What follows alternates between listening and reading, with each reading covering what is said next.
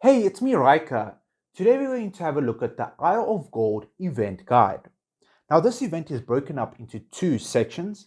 The first section is the harvesting section, and the second area is the pillaging section. You can see this from your resource overview tab, where in the top half you can see all the 4 resources that you have chosen based on what you need in your account. So I've chosen Poe coins, diamonds, labyrinth tokens, and hero essence. Now, in the pillaged area, we can see all of the resources that are available in this event. This is diamonds, hero experience, Poe coins, labyrinth tokens, hero essence, and guild coins. Now, you can see in some cases, some of the resources even outmatch the ones that I'm currently harvesting, as can be seen from the labyrinth tokens in the harvesting and the pillaging section. And in some cases, I'm getting resources that I am not even producing, such as guild coins and hero experience. Now, this event highly focuses on the pillaging aspect of the game. Now, the reason for this is because of the morale effect.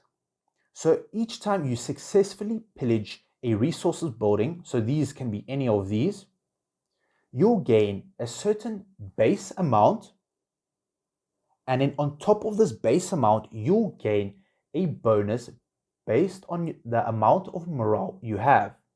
So as you can see, in my case, I've got 18 morale, and this is equivalent to 360%. So if, for example, you are getting 500 labyrinth tokens, this will be multiplied by that amount, that your morale amount, and this equates to 2,300 labyrinth tokens from each pillaged attempt. Now, you can only pillage the item, the resource building, once from your respective enemies, and in doing so, you'll be able to collect each resource as you move along in the island. Now, I've built a combination of both offensive and defensive buildings, and the buildings that most affect your morale are your offensive buildings. These include all of the flowers: the crimson flower, prayer flower, and the energy flower, each having their various effects, such as your morale not dropping below 8. So this is equivalent to somewhere about 200% bonus loot. The prayer flower gives you your max morale is essentially cannot be brought down below 8. And then the crimson flower, this increases the amount of dice rolls. Now, as you can see, the effects do not stack, so you only need one of these specific flowers in order to gain the effect. However, the most important part of these flowers is the attack rating. Now, why is this important? When you're, for example, fighting an enemy team, you can essentially one-shot most of their allies before they even had a chance to deal damage. This is essentially extremely effective even if they have extremely high defensive buildings, such as in my case, I have a level 15 Tablet of Death building. Now, how is this essentially effective? So, if we look here, we have both Ainz and Ezio. Now, Ainz takes a significant amount of time to charge up his ult. However, this is not the part that we are looking at. We are looking at his passive ability, where he stuns all the enemies depending on his furniture upgrade, either 15 or 24 seconds. Now, Ezio will essentially ult and gain a threshold, and this threshold is based on the amount of attack rating that he has. I've seen in some cases that I've gotten, if not more than 70% of my opponent's HP with a single Ezio ult.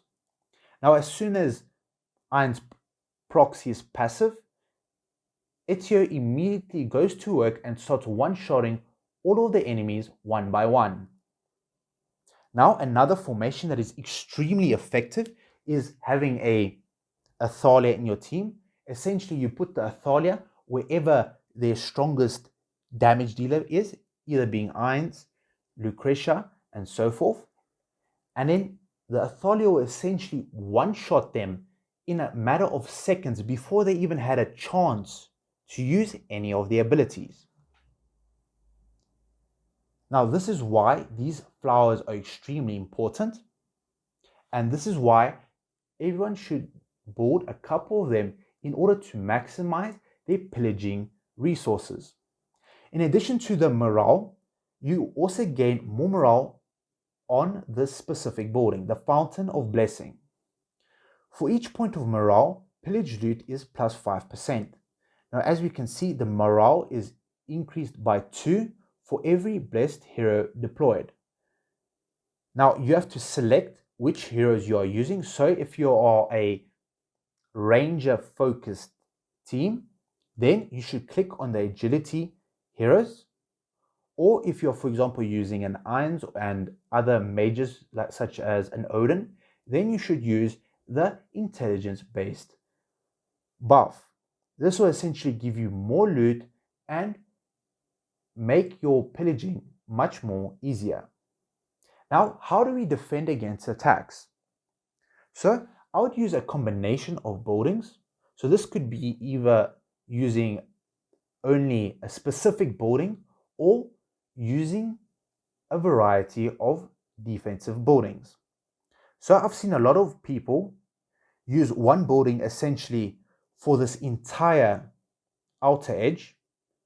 So one specific building, so they would use the Tablet of Death or the Inertia Stone essentially along this entire outer edge, and essentially leave their 4 resource buildings, 1, 2, 3, 4, such that the enemy would have to cross the entire island before they even had a chance of getting to your resources. However, the disadvantage of doing it this way is that once they land on the specific area, they can pillage essentially all of your buildings in one go. In this layout that I have essentially made, this has a combination of both defensive and offensive, so they have a chance of essentially landing on blanks. So in this case, the beginning area, which is the starting area, which everyone starts in when pillaging, the enemy will be cursed by 2 buildings, one lowering their morale, and the other one also lowering their morale if they use a specific hero. Now in this case, you can select the hero that is cursed, and this will reduce the amount that they are able to pillage. Now, as you can see here, there are a lot of blank areas where essentially the enemy will not gain anything from landing there other than debuffs or wasting a couple of dice rolls, such as this middle area here. Then there are multiple areas where they can land. However, my resource buildings are significantly spread out. So by the time they get to the second or third attempt going around, they'll easily be cursed by a significant amount, allowing me to easily one-shot the enemy with my allies in my specific defensive towers. Now, as you can see, I'm using a very low amount of these specific energy towers. Now, I wouldn't use the other towers such as the radiation or the other towers present, as these ones give a significant amount of levels. Now, levels are crucial as this boosts the effectiveness of your allies and increases the effects that the tower is adjacent to. So, as I've put the specific tower here, this tower buffs the adjacent ones by 3 levels, so all of these specific ones would be boosted up by additional 3 levels. And if, for example, I put a defensive tower here, such as the labyrinth one, this increases the amount of health that my garrison forces have. Now, let's have a look at how this specific dice rolls work. So as we can see here, we can upgrade the levels, and I would always upgrade your resource buildings up to level 10, as this essentially is the max level, and you do not gain any further benefits of going above 10, as the resources produced per hour remains the same irrespective of the level that it is at. The only thing that is different is the loss reduction is decreased each time it goes higher you level it. Now there we go, we landed on the shipyard, and this increased the amount of pillage attempts we have. There we go, I increased a defense building. Now I want to get the level 10 of this specific flower, and this will give me an additional effect, so I'll have +3 dice rolls instead of +2 dice rolls when I land. There we go. Now any further upgrades in the specific flowers will only give you attack boosts. So alright, so now that you have set up your layout depending on what you want, either putting all your cursed towers at the beginning and leaving your resource buildings in these 4 blocks here, it is up to you as to which one you would like or which one you prefer the most depending on your account and what you want to do. So if you would like to adjust a specific building, so for example, let's say this energy tower gives +3 levels to a nearby towers, I can easily modify these, so I can swap these around. As you can see, it's swapped it around, and the levels changed depending on the range to the specific tower. Now you can do this multiple times, and once you're happy, you can click accept and it will make the adjustments for you. So this is one of my pillager tents that I will be showing. So always try and counter the enemy using your best team. So in this case, you can see there, this team has extremely powerful enemies. So it's best to use your strongest team or teams that counter the enemy. Now let's have a look at what happens to the battle and how we shall proceed.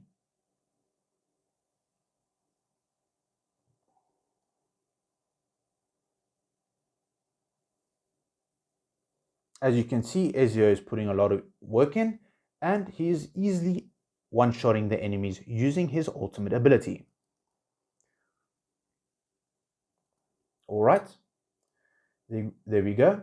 So now you can have a look at the enemies and what towers defenses they are using. So as we can see,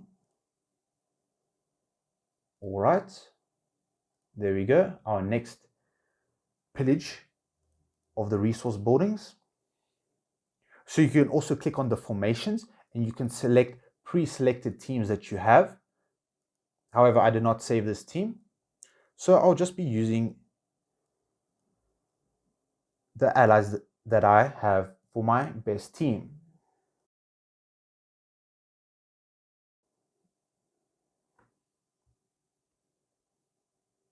There we go, another victory.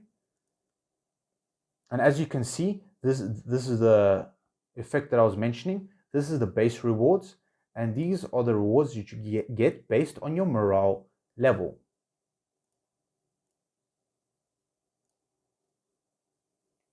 So as you can see, if you do smaller dice rolls, this will have a lesser effect on the dice, and this is essentially will allow you to get smaller rolls or specific rolls that you need in order to be able to get to the tile that you want.